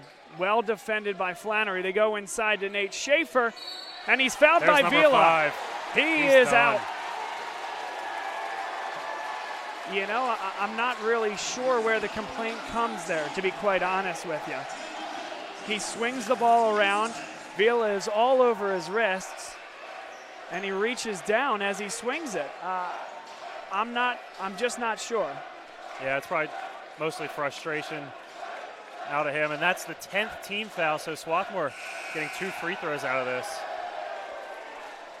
So they went offense, defense to get Vila on the floor. He's a phenomenal defender. Of course, part of the reason he's very aggressive, but because of that aggressiveness, he's found himself with his 5th personal and fouled out of the game. Now enormous free throws upcoming for Nate Schaefer, a 60% free throw shooter on the year. Bob, only 7 fouls called on Swarthmore this whole game. Robbie Walsh really only one in foul trouble. He has 3. Yonda has 2. Schaefer short on the first, has an opportunity with this second one to cut it to 1 possession. Schaefer not really a particularly strong free throw shooter. I believe his number's around 60%. Yep.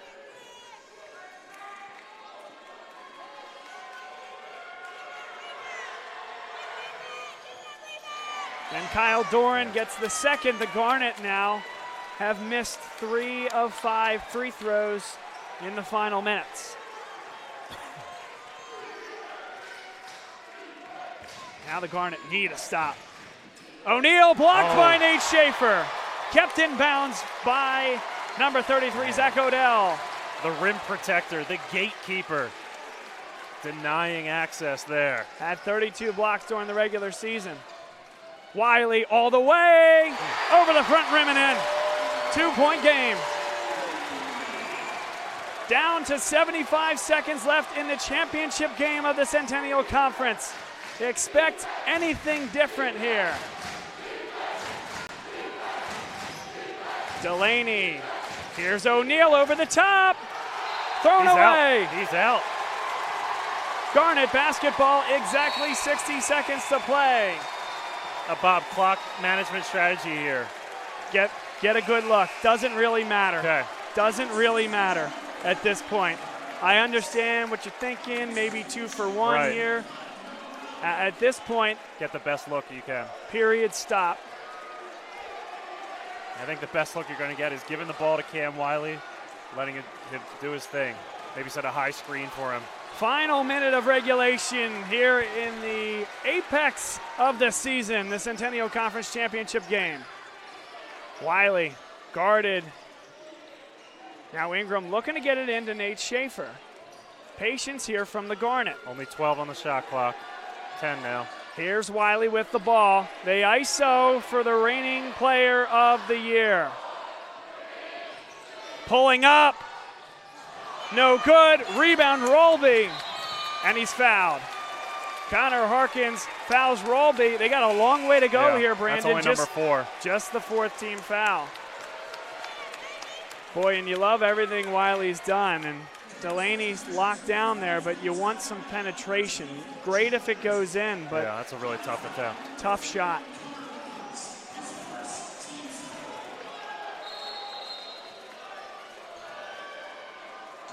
Now here's where the opportunity comes for the Garnet, Brandon. There's 27 seconds. A lot of time you don't need to foul right away. You can double hard. If a foul comes, that's okay, but you can also try to create a turnover, like right here. And I don't think Yonda wanted to foul. Definitely not, but called for the hands on the back there. That now the 5th team foul, second on Zach Yonda.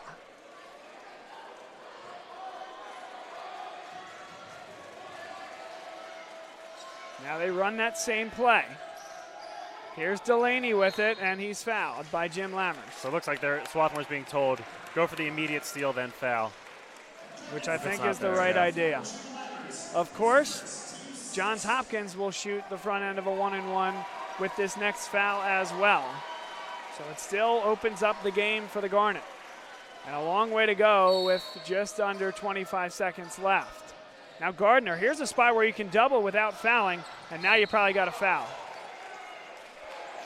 Yonda now is up to 4 fouls. I mentioned he wasn't in foul trouble, but picks up 2 quickly. That's 4 for him. Michael Gardner, the best free throw shooter statistically on the Johns Hopkins team. And that's actually Yonda's 3rd per the scoreboard. But Gardner, an 85% foul shooter, will shoot the front end of a 1-and-1.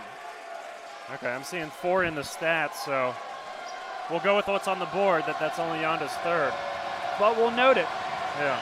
We'll note it that perhaps it is 4. Gardner, a huge free throw, rattles it home. Still time for the Garnet, even on a make here, to get a quick 2, especially with the front end of the 1-and-1 situation. You just don't want Gardner to be the one catching the ball if you're a Garnet faithful. Gardner for his 2nd. They lead by 4. There's still time for a quick 2 if the lane opens up. Wiley with the basketball. He goes right to the rim. Look at that speed. And that's exactly the play. Timeout, Landry Kosmalski. 15.5 seconds to play. Garnet just the 7 team fouls. Their next will be the 8th, and they will be in the bonus for the next 2 fouls. Well, we got some fun coming up on the other side here on GSN. I'd tell you not to go anywhere, but if you're going somewhere, that's on you. We'll see you on the other side.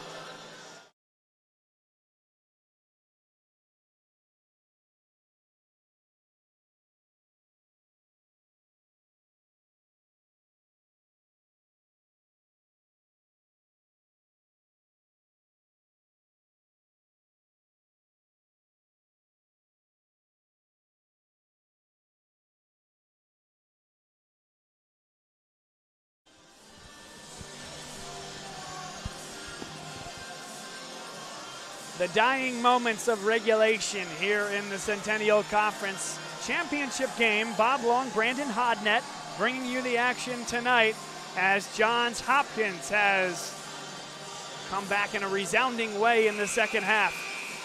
Led by as many as 6, the Garnet have cut it to 2. And with 15.5 seconds to play, Johns Hopkins will have the ball 94 feet from their attacking basket.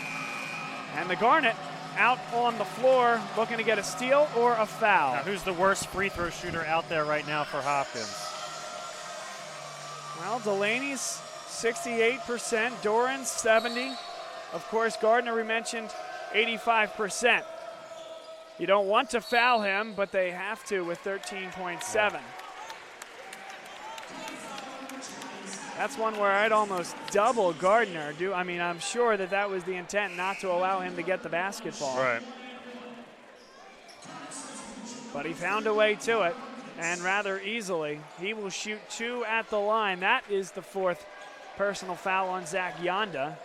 So truly, he only had 3.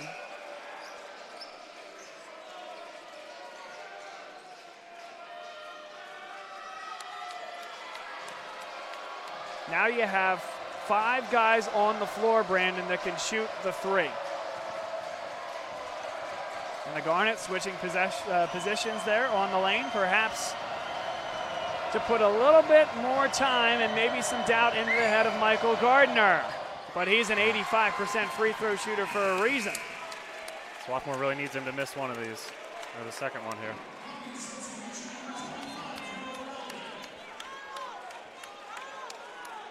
Garnett still an opportunity, down 4. Might be getting to the point where you need a 3. Second one is good. So now the Garnet still has somewhat of a decision to make, 3 or quick 2. Still a 1-and-1 on the other side. Next foul on the Garnet. Yeah, if he can get a 2 as quickly as Wiley did last time, I'd say go for that again. Wiley. There he goes. And he's fouled by Rolbing. He will shoot 2 at the line. 9 seconds left on the clock, still a lot of time. Quite simply, Wiley needs to make both. He's 1 for 3 from the line tonight. Garnet as a team, just 5 for 11. Cam Wiley pure on the first, down to a 3-point game. Garnet need to foul immediately, and they don't need to foul Michael Gardner. He is 4 for 4 in timely moments here down the stretch.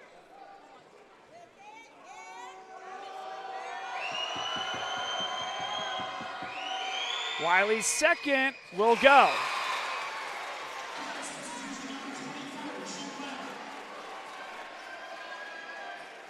Now the Garnet have nobody guarding the basketball.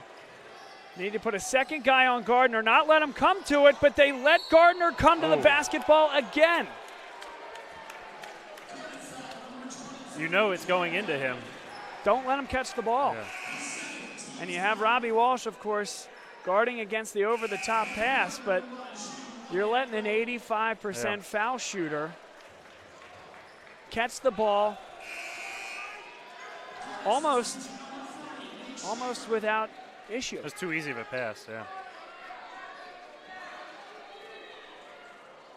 So this now the third of 3 front-end opportunities for Michael Gardner. The junior puts it up and is perfect again.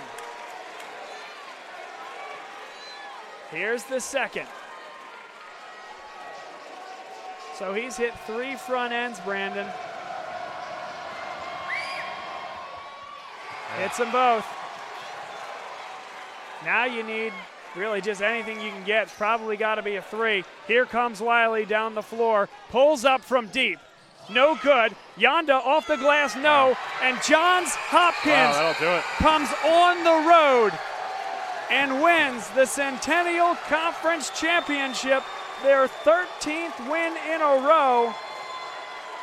And this Baltimore-based crowd, this Baltimore-based team is resilient and exuberant.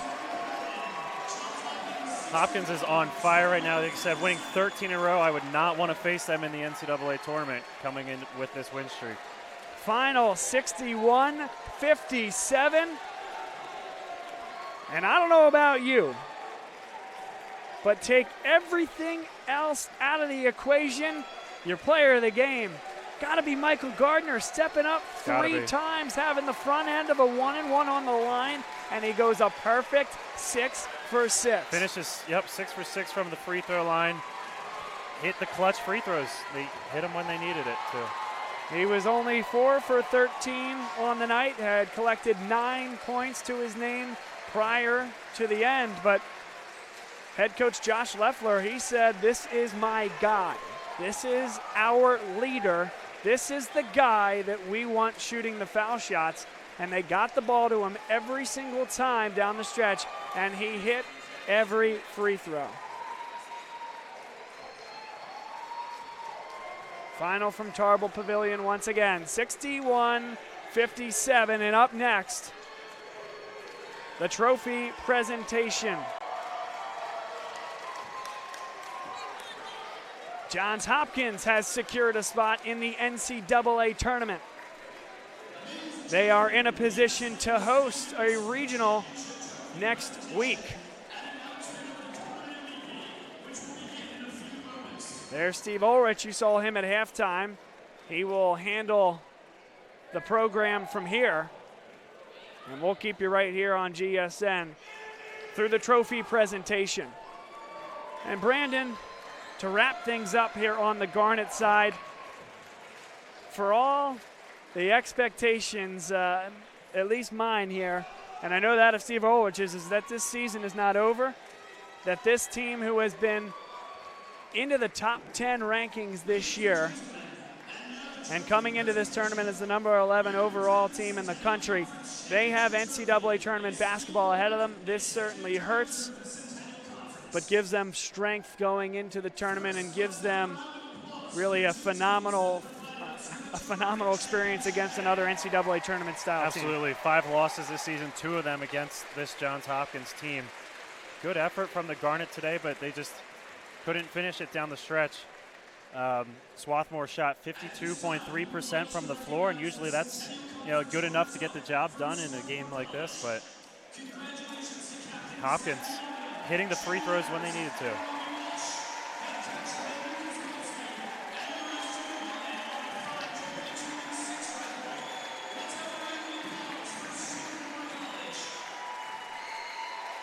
And a very deserved round of applause for this Garnet team.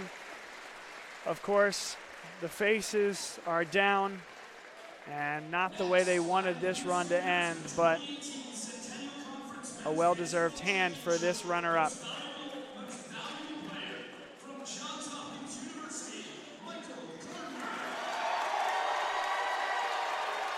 Michael Gardner honored as the MVP of the tournament, led the Blue Jays in scoring in both games and hit some career-type free throws at the end. Just career-defining, as timely as it gets from Michael Gardner. 6 of 6 down the stretch.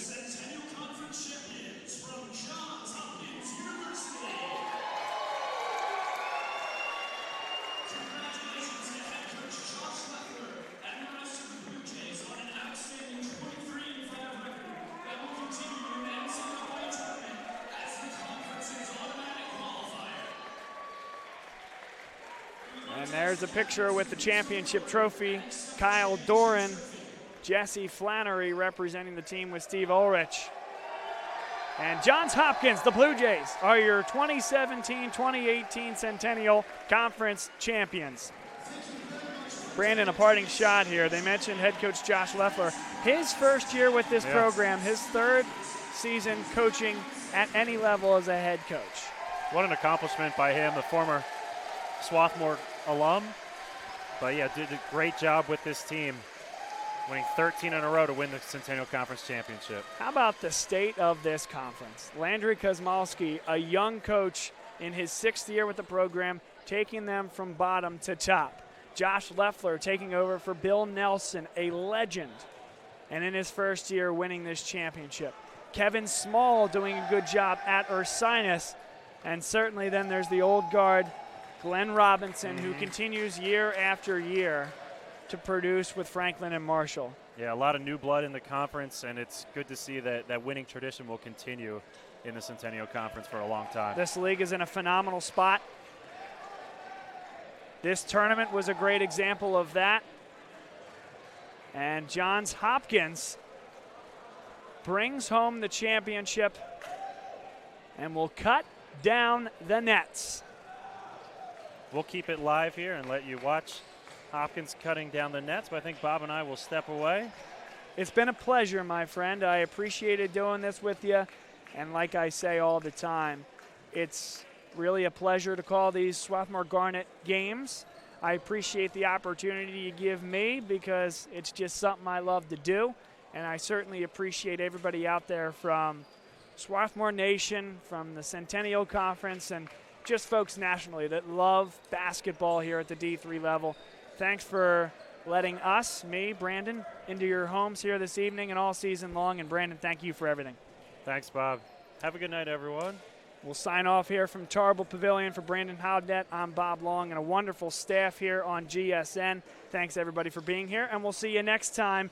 And tune in for Selection Sunday as the Centennial Conference looks to get 3 in. And congrats once again to the Blue Jays of Johns Hopkins.